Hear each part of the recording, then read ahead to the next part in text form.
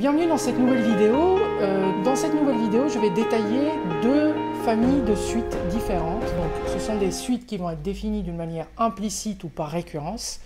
Il s'agit des suites arithmétiques, dites arithmétiques, et des suites géométriques. Donc, les suites arithmétiques, on va voir que ce sont des progressions implicites qui sont assez connues et qui ont des caractéristiques qu'on va utiliser pour pouvoir passer d'une définition implicite ou par récurrence à une définition explicite à travers des formules que je vous invite vraiment à retenir et à apprendre.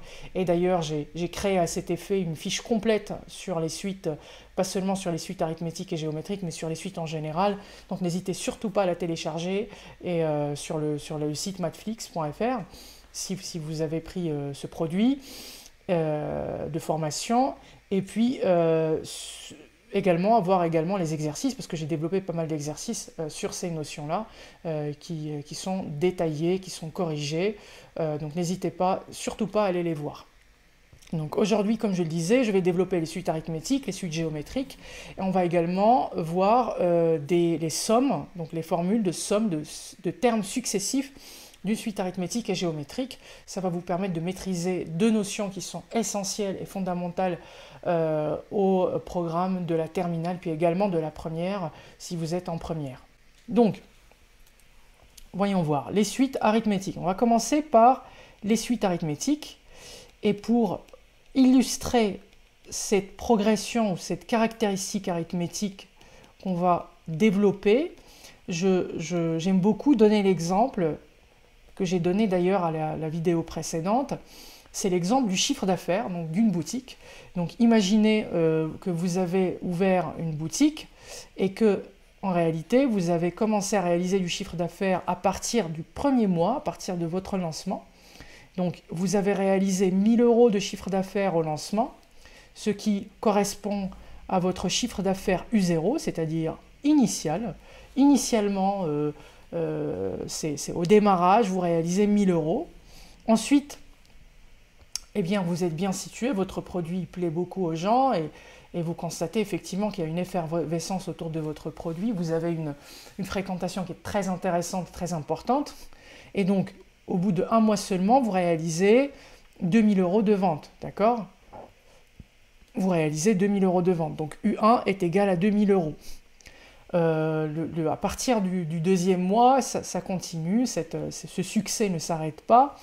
Le bouche à oreille s'opère, les clients recommandent aux autres clients, etc., etc. Et donc, vous avez de plus en plus de clients et vous réalisez encore une fois 3 000 € de chiffre d'affaires, 3 000 € de vente au bout de 2 mois. Donc, vous réalisez encore une fois plus 1 000 € de vente. Donc, vous êtes quasiment à une progression de 1 000 € de vente. Donc, c'est ce que vous pensez. Vous pensez que ça va s'arrêter, mais non, en fait, ça ne s'arrête pas. Maintenant, tout le monde ne parle que de vous, que de votre produit. Donc, vous faites encore une fois, au bout du 3e mois, donc vous faites 4 000 € de vente, et donc vous réalisez encore une fois plus 1 000 € de croissance, de chiffre d'affaires entre le 2e et le 3e mois, après le lancement de votre activité. Donc, on va supposer que bien sûr, c'est dans un monde parfait, que cette progression ne s'arrête jamais et que vous faites tous les mois 1 000 € de plus que ce que vous avez fait le mois précédent. Donc, cette progression-là, en réalité, si je veux exprimer, si je prends au hasard, d'accord, un mois n, donc si je veux exprimer UN plus 1, eh bien, ce serait UN plus 1 pour pouvoir connaître la valeur de chiffre d'affaires réalisé au mois N plus 1. Il me suffit de prendre le chiffre d'affaires, la valeur de chiffre d'affaires réalisé au mois précédent, c'est-à-dire au mois N, et de lui rajouter 1 000 €. D'accord? Donc, on a une progression qui est UN plus 1 égale à UN plus 1000. Donc, vous faites 1 000 € entre 2 mois, N et N plus 1, peu importe ces 2 mois, en fait, le positionnement de ces 2 mois dans le temps. Donc, nous avons un premier terme U0 qui est égal à 1 000 €, c'est le chiffre d'affaires que vous réalisez initialement. Et ensuite, nous avons une dépendance, une relation de récurrence qui existe entre UN plus 1 et UN. Donc, si on a une suite soit UN, une suite. En général, je vais essayer de généraliser ce cas. Soit UN, une suite numérique définie sur l'ensemble des entiers naturels n ou une partie de n. Partie de n. Donc, ici, je vais prendre l'exemple de n comme ensemble, c'est-à-dire que je démarre à partir de 0, de U0. Si la suite UN, je connais son premier terme, et pour connaître UN plus 1, il me suffit de prendre UN et de lui rajouter toujours le même nombre, toujours un nombre fixe qui est R, d'accord? Comme ici dans l'exemple, ce R-là, c'est 1000, d'accord? C'est 1000 euros. Donc, en général, ça peut être 1000 ou ça peut être une autre valeur qui appartient à R. Si la suite est définie par un premier terme U0 et par une relation qui lie UN plus 1 avec UN, donc avec bien sûr R appartenant à R, un réel, cette suite-là, UN, est appelée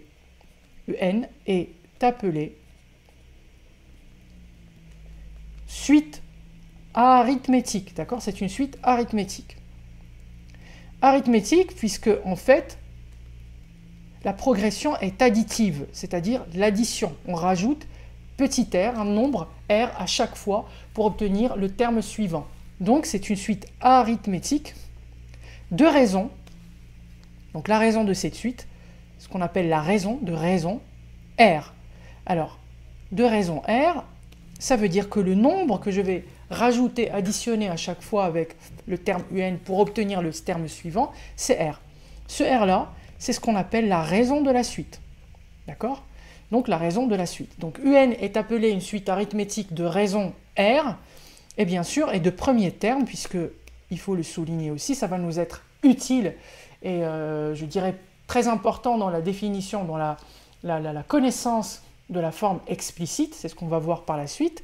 Donc, deux paramètres très intéressants pour une suite arithmétique, fondamentaux à connaître, c'est la raison et le premier terme. Donc, UN est appelé suite arithmétique de raison R et de premier terme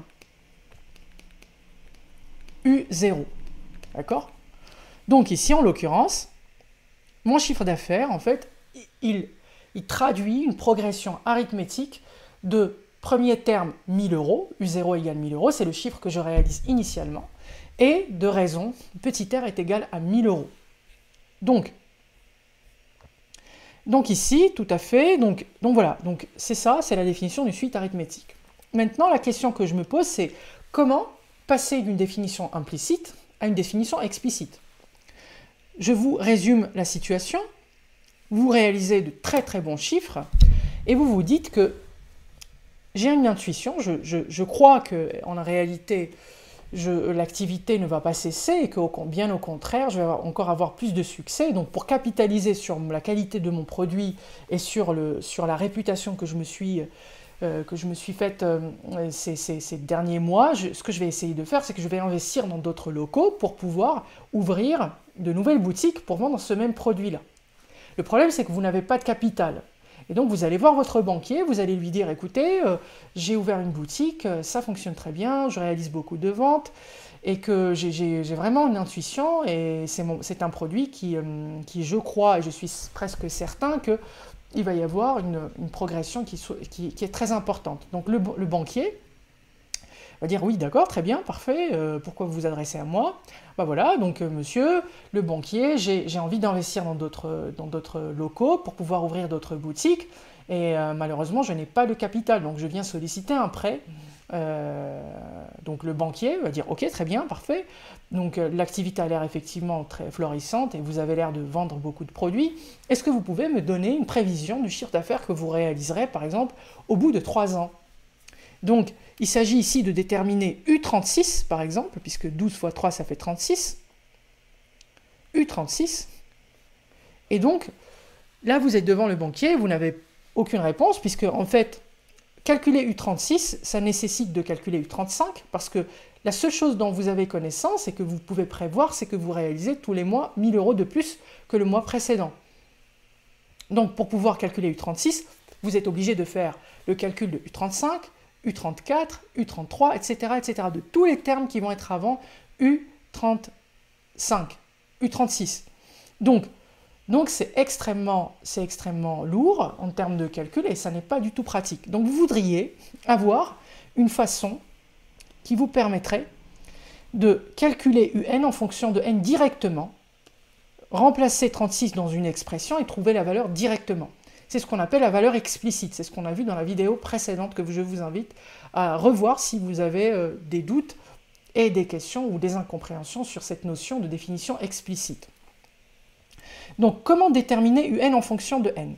Alors, c'est très simple. Pour une suite arithmétique, si une suite est arithmétique de raison R et de premier terme U0, la relation est la suivante. Regardez bien. Donc, si UN est une suite arithmétique de raison R et de premier terme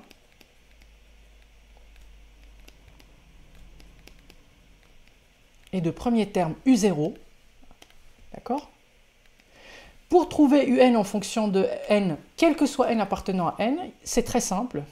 UN s'écrit sous la forme U0, c'est mon premier terme, plus n fois R.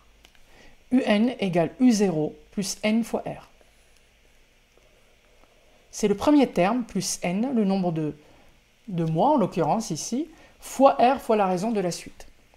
Donc, pour revenir à mon exemple de mon chiffre d'affaires, donc ici, pour peu que la suite soit véritablement arithmétique de raison 1000 et de premier terme 1000, très simple, donc je vais appliquer U0 plus n fois R. Donc ici, mon n, c'est 36, U0, c'est quoi? C'est 1000 euros, c'est le premier terme, plus n, c'est 36 mois, c'est ce qui se trouve à l'indice, fois 1000. Donc, au bout de 36 mois, je vais réaliser 1000 euros plus 36 fois 1000, donc ça fait 36 000. D'accord? Donc ça fait 37 000 euros. Donc, comme ça, vu de nez, si la progression continue à 1000 euros par mois, eh bien, je vais pouvoir réaliser 37 000 euros de chiffre d'affaires au mois, au bout de 36 mois. Voilà, donc directement, je n'ai pas besoin de calculer U35, ni U34, ni U33, ni U25, ni quoi que ce soit. J'ai simplement besoin de remplacer petit n ici, dans l'expression U36 et UN égale U0 plus n fois R. Donc voilà à quoi ça sert de passer d'une forme implicite d'une suite arithmétique vers une forme explicite. Ça sert simplement à rendre le calcul plus rapide et pouvoir à n'importe quel moment, pour n'importe quelle valeur de n, pouvoir calculer facilement UN. Donc, ça c'est la forme générale, c'est UN en fonction de n. Il y a une deuxième formule qui est très importante aussi. Imaginons, vous avez repris l'activité de l'ancien propriétaire, d'accord? Pour une raison obscure, il a décidé de vendre sa boutique et vous avez repris l'activité ayant flairé qu'il y a beaucoup d'argent à faire. Donc, que vous avez cru voir une opportunité, vous avez repris l'activité. Donc, vous avez repris l'activité au mois 3, d'accord? Quand la boutique réalisait 4 000 euros de chiffre d'affaires.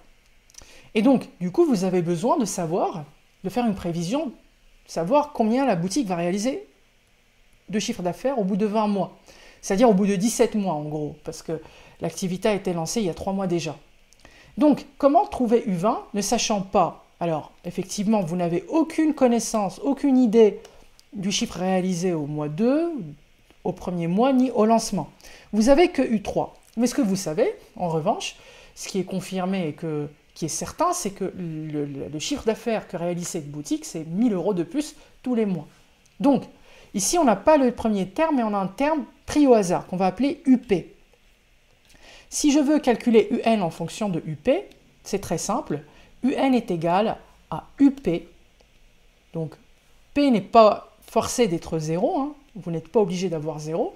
C'est UP plus N moins P fois R. Plus N moins P fois R. UN égale UP plus N moins P fois R. UN égale UP plus N moins P fois R. Donc, ici, en l'occurrence, si vous voulez calculer U20, on peut même faire calculer U36 ne sachant pas U0. Donc, je connais U3 qui est égal à 4000, d'accord? C'est U3 plus N moins P. Souvenez-vous, petit n, c'est 36 ici, P, c'est 3, d'accord? Donc, plus 36 moins 3 fois R, pardon. Et donc, R, c'est quoi R? C'est 1000 euros, d'accord? Donc, en gros, ça me fait U3 qui est égal à 4000, d'accord? 4000 plus 33 fois 1000. Donc, je fais le calcul, ça me donne 33 fois. Donc, ça fait 4000 plus 33 000. Donc, 4000 plus 33 000, ça nous fait 37 000. Et donc, je trouve exactement le même chiffre que j'ai trouvé ici, même en ignorant le chiffre d'affaires réalisé initialement. Donc c'est une formule qui est puissante et qui nous permet de trouver UN en fonction de N, quel que soit N appartenant à N, à partir d'un rang quelconque, UP. Donc je vous rappelle que ce sont des formules qui sont développées dans la fiche que j'ai détaillée, que vous pouvez télécharger sur mon site mathflix.fr et que vous pouvez également voir. Donc si vous avez envie, sur mon profil Instagram, que je publie régulièrement des fiches qui reprennent un peu tous les chapitres de terminale, de première en mathématiques et en physique. Donc n'hésitez surtout pas à aller voir la publication, à l'enregistrer pour que vous puissiez la reconsulter si vous en avez besoin. Voilà donc pour cette notion de suite arithmétique. Donc maintenant qu'on a vu les suites arithmétiques, on va s'attaquer à une autre famille de suites, une autre forme de suite implicite ou de suite définie par récurrence, qui s'appelle les suites géométriques. Alors c'est un petit peu le même principe, sauf qu'il y a quand même quelques différences dans la structure de la relation qui existe entre UN plus 1 et UN. Donc les suites géométriques.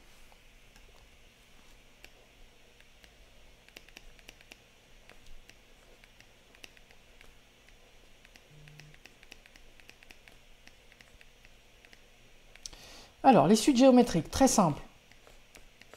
Reprenons l'exemple de tout à l'heure, de la même boutique, d'accord? Sauf que maintenant, cette boutique-là, en réalité, elle fait du chiffre d'affaires, très bien. Elle a une progression très importante. Mais sa progression est différente de la progression précédente. Donc, le premier mois, au lancement, vous avez ouvert votre activité et vous avez réalisé 1000 euros de chiffre d'affaires. Mais là, le produit, c'est carrément la folie. Le produit, il se vend, il y a une demande qui est juste énormissime. Donc, le deuxième mois, vous faites également 2000 euros. Donc, jusqu'à présent, il n'y a pas vraiment de différence entre l'activité de la boutique de l'exemple précédent et cette activité-là. Donc, vous faites 2000 euros. Mais le troisième mois, en fait, vous ne réalisez pas 3000 euros, mais vous réalisez 4000 euros de chiffre d'affaires. Donc la progression est encore plus virulente, encore plus violente que la progression précédente. Au bout de 3 mois, vous ne faites pas 5000, vous faites 8000 euros de chiffre d'affaires.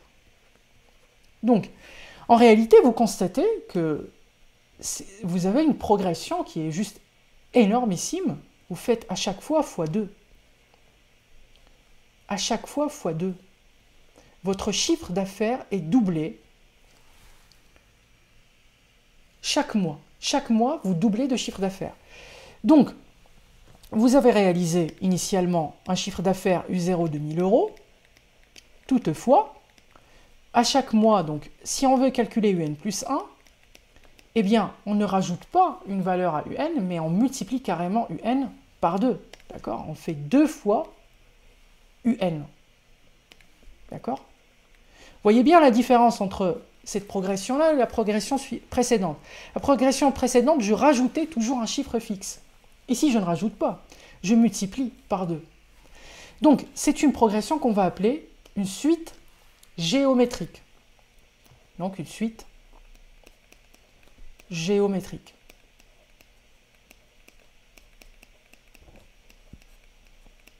suite géométrique. Alors, on va définir formellement, d'une manière mathématique, la définition de ce qu'on appelle une suite géométrique. Alors, soit UN, une suite définie sur N ou une partie de N, alors peu importe, en tout cas pour des entiers naturels, si UN est défini par U0, et si on a une relation du type UN plus 1 égale à Q, un nombre Q fois UN. C'est-à-dire pour obtenir UN plus 1, on multiplie carrément UN par un nombre Q, d'accord? Par une valeur constante, bien sûr, encore une fois, Q. Donc, UN est dans ce cas appelé, UN est appelé suite géométrique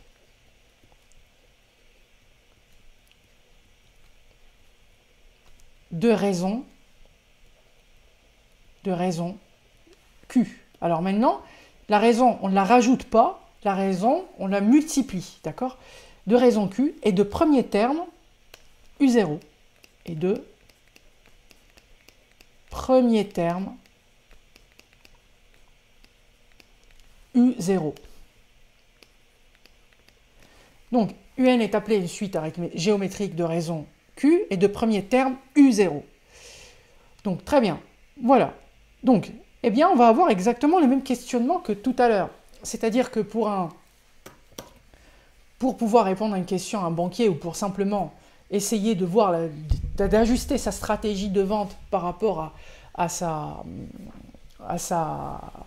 aux perspectives d'évolution de son business, le propriétaire a envie, il a besoin de savoir, de prévoir le chiffre d'affaires qu'il va réaliser, par exemple, au bout par exemple, de 2 ans. D'accord? Il a envie de faire U24, mais il n'a pas envie de s'amuser de calculer U3, U4, U5, U6, U7, à chaque fois en multipliant par 2.